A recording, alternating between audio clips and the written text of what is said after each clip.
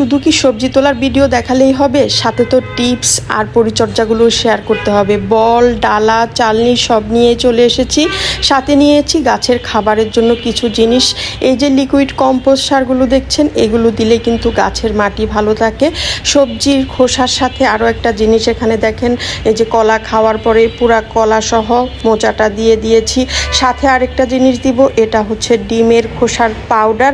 এগুলো দিয়ে আমি এটাকে এভাবে ঢেকে রাখবো 15 দিন, 1 মাস। যত বেশি কম্পোস্ট হবে তত ভালো। এই সাইডে দেখেন, এটা প্রায় 1 থেকে 1.5 মাস আগ থেকে ভিজানো কলার খোসার পানি। যেহেতু আমার অনেক গাছ, আমাকে এভাবে করে করেই খাবারগুলো জমিয়ে রাখতে হয়। এখানে হচ্ছে সব ধরনের সবজির খোসা, যেটা ভিজিয়েছিলাম সেটারই পুরানো একটা। আর এটা হচ্ছে কলার খোসার পানি, এটা সরিষার খোলের পানি।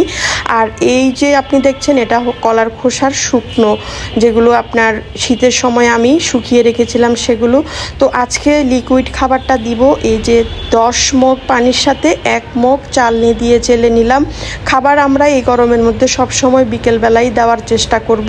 লিকুইড খাবারগুলোর সাথে দেখেন আমার কি সুন্দর সেলারি গাছ, যদিও ঠান্ডার সময় হয়, এখনও অনেক ভালো আছে। পাশে হচ্ছে জামরুল গাছ, গত বছর বৃক্ষ মেলা থেকে নিয়েছিলাম, মাশাআল্লাহ এবার আবার ফুল এসে ভরে গিয়েছে।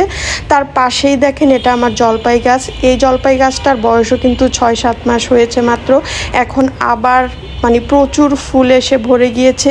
এই যে গাছগুলো দেখানোর কারণ হচ্ছে, এই যে লিকুইড সারগুলো আছে সেগুলো কিন্তু এক এক গাছের জন্য। এটা হচ্ছে একটা আনার, পাকিস্তানি। এই আনারের গাছটাও কিন্তু একদম নামে মাত্র দাম দিয়ে একটা নার্সারি থেকে নিয়ে এসেছিলাম।